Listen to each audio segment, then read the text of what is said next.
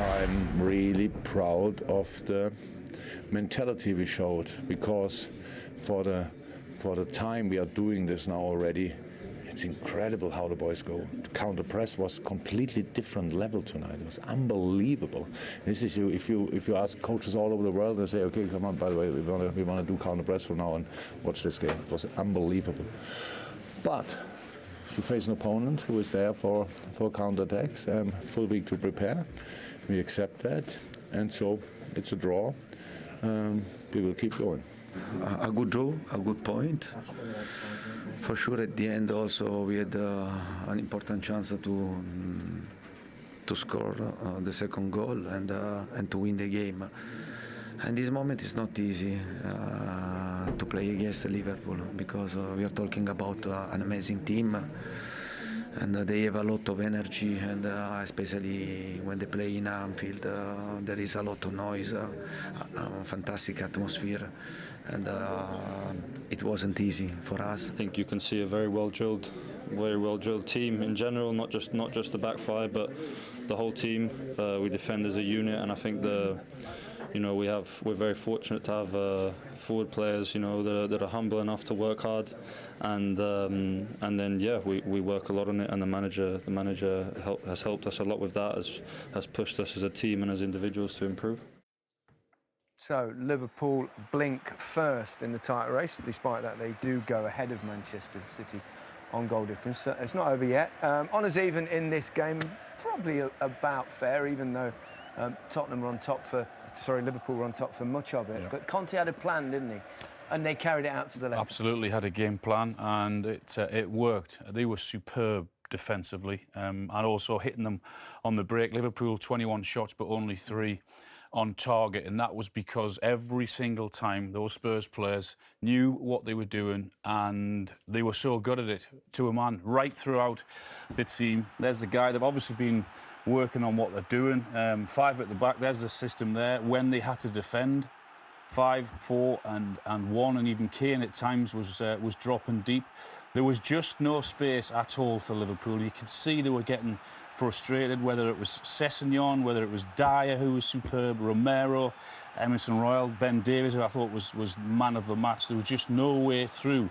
Balls were coming into the box, and those Tottenham players were getting on the end of the crosses no matter what. They were crunching into their tackles.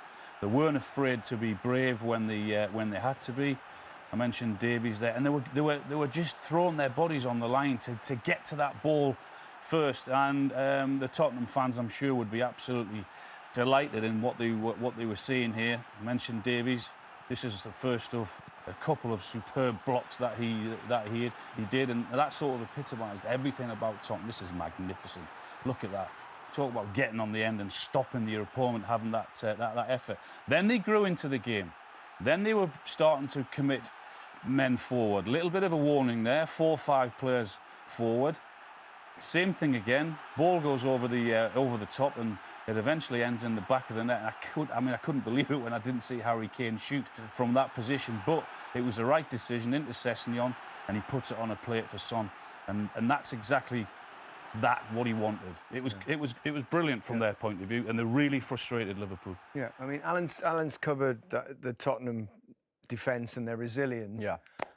But even though they dominated the game statistically, Liverpool, what was missing today?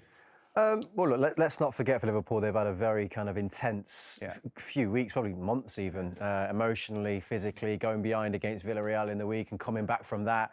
They just lacked that bit of quality, I thought, in the final third. I think usually those crosses that you see his team picking out just weren't quite there. There was a lot very disconnected, I felt, at times in the game. I thought their star players like Salah, you can see the run there from Jordan Henderson, wrong decisions. Their star players like Salah and Mane didn't really come to the party today at all.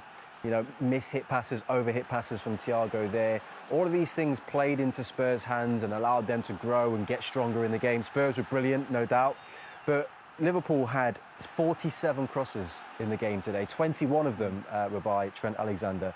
This type of scenario here is what Liverpool thrive on. Thiago in space, well, not in space, but in his world, that space, getting his head up, And that is not a hard pass for him. They do it all the time, and just more often than not, it was this scenario: overhit, not quite on the money. And when you're up against a team that's as well drilled as what Spurs were today, that is where the difference is, and that's why they drew the game in the end. Well, it's not quite over, of course. There's 3 points gap now. It's obviously more favourable to Manchester City, but there's still a little bit to go. But Manchester City's fixtures look winnable. Tough one tomorrow, though. Apart from tomorrow. But, you know, one defeat and it can turn. It could probably still go to the last day of the season, but it's a big change, that, isn't it? Yeah, it is a big change, yeah. And there's no doubt that the City players and management would have been watching that this evening, delighted. Yeah, no question. Brighton